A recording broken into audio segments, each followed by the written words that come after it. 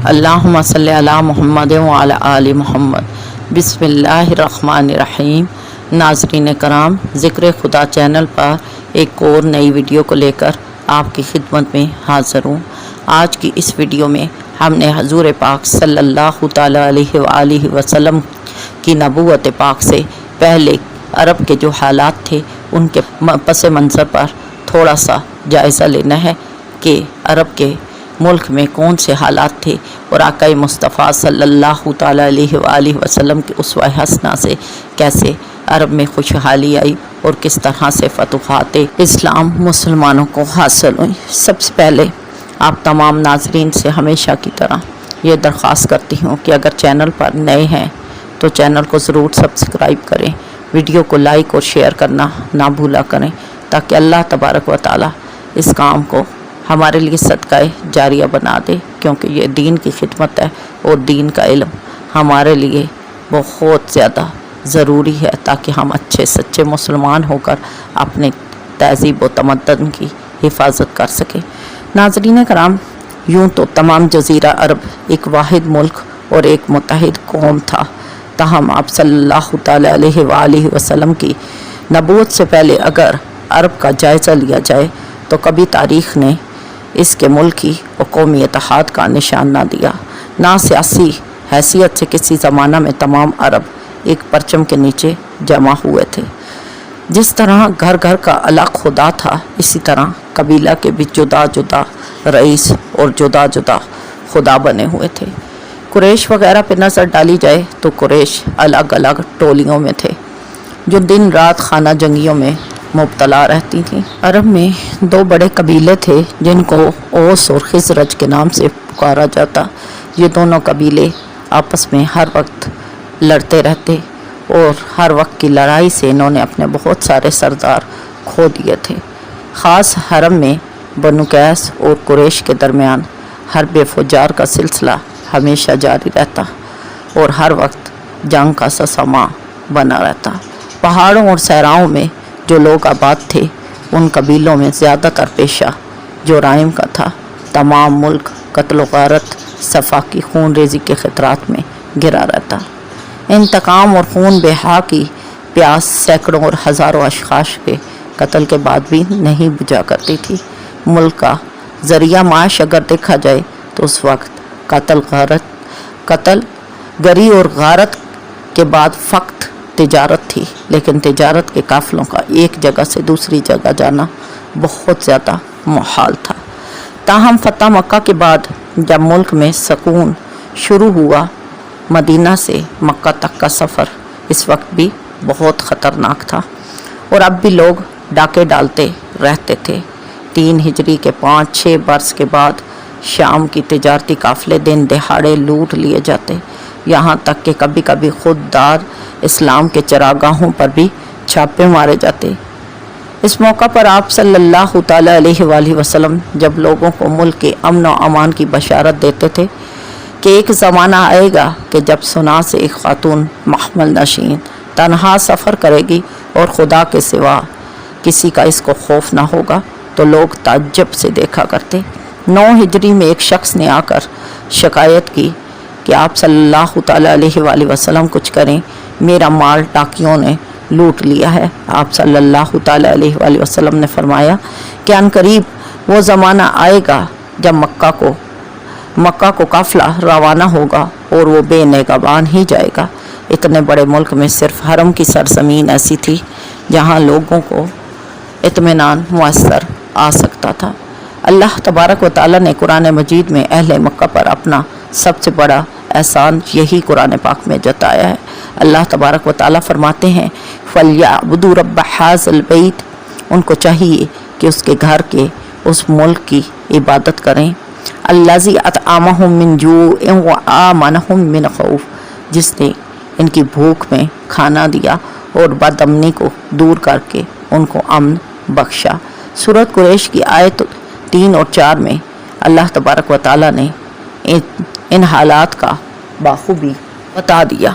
इसके बाद अल्लाह तबारक व तआला सूरत अनकबूत में बताते हैं, अवलम यरौ अन्ना जअलना हरामन आमिना व यतखत्तफुन नासु मिन हौलिहिम کیا یہ تم نہیں دیکھتے کہ ہم نے ایک امن والا حرم ان کے لیے بنایا، اس کے باہر بدامنی کا یہ عالم ہے کہ ان کے چاروں طرف سے آدمی اچک لیے جاتے ہیں۔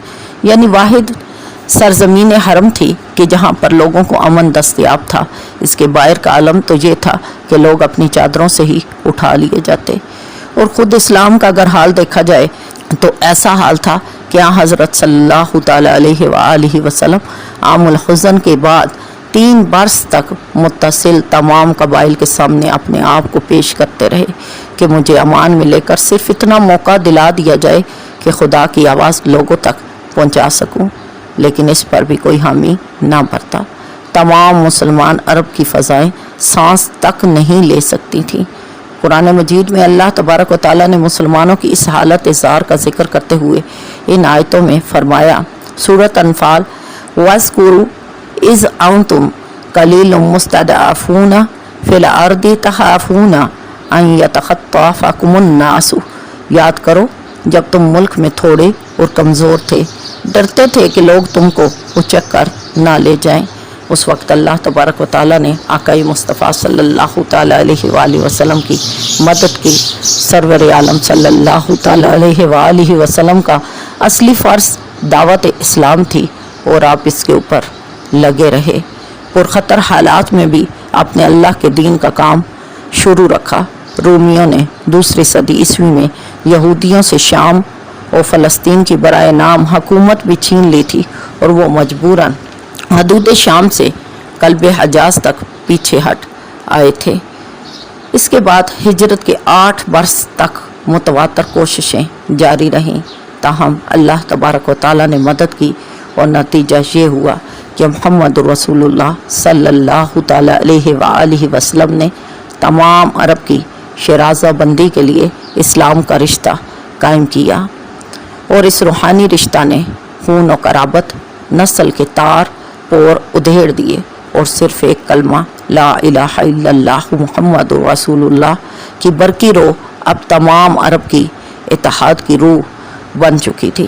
خدائے پاک نے قرآن مجید میں اس اجتماع اور اتحاد کے وجود کو اپنی مخصوص نعمت فرمایا اور ان الفاظ میں ذکر فرمایا، وَاذْكُرُوا نِعْمَتَ اللَّهِ، اور یاد کرو اللہ کی نعمت، علیکم اذ کنتم، جو تم پر ہوئی اور تم تھے آدعاً، ایک دوسرے کے دشمن، فَأَلَّفَ، تو ڈال دی، بین قلوبکم، تمہارے دلوں میں، فَأَصْبَحْتُمْ بِنِعْمَتِهِ إِخْوَانًا، اور تم ہو گئے اللہ تبارک و تعالیٰ کی نعمت سے آپس میں بھائی بھائی۔ خدا تعالیٰ نے مسلمانوں کے اوپر بہت بڑا انعام کیا۔ اللہ تبارک و تعالیٰ نے خود حضرت صلی اللہ تعالیٰ علیہ وآلہ وسلم کو اس موقع پر مخاطب کر کے فرمایا، اے محمد صلی اللہ تعالیٰ علیہ وآلہ وسلم، یہ تیرا کام نہ تھا، اس میں میں خود خداوند کریم اپنے ہاتھ سے کام کر رہا تھا۔ اور سورۃ انفال اس بات کی گواہی دیتی ہے۔ اللہ تبارک و تعالیٰ نے فرمایا، هُوَ الَّذِي أَيَّدَكَ بِنَصْرِهِ وَبِالْمُؤْمِنِينَ، اور وہی خدا ہے جس نے محمد رسول اللہ صلی اللہ تعالیٰ علیہ وآلہ وسلم کو مسلمانوں کے ذریعے فتح بخشی۔ وَأَلَّفَ بَيْنَ قُلُوبِهِمْ، اور ڈال دی ان کے دلوں میں، لو انفقتا، کہ جو تم اگر ان پر خزانے لوٹا دیتے، ما فی الارض، جو زمین میں تھے، جمیعاً سب کے سب، ما الفت بین قلوبہم، تو نہ ڈال سکتے ان کے دلوں میں، ولیکن اللہ، لیکن اللہ تبارک و تعالی اللہ ڈالتا ہے بینہم، ان کے درمیان، انہ عزیز حکیم، کہ بے شک وہ زبردست حکمت والا ہے۔ ہجرت کے بعد حضرت صلی اللہ تعالی علیہ وآلہ وسلم نے مہاجرین اور انصار کے درمیان جو مواخات اور برادری قائم کی تھی، وہ اس سلسلہ کی پہلی کڑی تھی، اور اس کی آخری کڑی وہ خطبہ تھا فتح مکہ کے موقع پر دیا گیا تھا، اور اس خطبے میں آپ صلی اللہ تعالی علیہ وآلہ وسلم نے مہاجرین اور انصار کو بھائی بھائی بناتے ہوئے فرمایا، کسی عربی کو کسی اجمی پر اور کسی اجمی کو کسی عربی پر کوئی فضیلت حاصل نہیں، ہاں اللہ کے نزدیک جسے فضیلت حاصل ہے وہ تقوی کی بنیاد ہے۔ قرآن مجید نے اپنے متواتر ارشادات میں پھر فتنہ و فساد کو زمین کے لیے مکروہ ترین فعل قرار دیا، اور اس فعل کے مرتکب کے لیے بہت ساری सज़ाएं मुकर्रर की। जैसा कि कुरान मजीद में चोरी करने वाले के लिए हाथ काटने की सज़ाएं मुतय्यन की गई, राहज़नी के लिए और कत्ल के लिए फांसी और हाथ काटना और जिल्ला वतनी की सज़ाएं मुकर्रर की गई। सूरत माइदा में खून रेज़ी और कत्ल और सफाकी के इंसदाद के लिए किसास का कानून नाजल हुआ।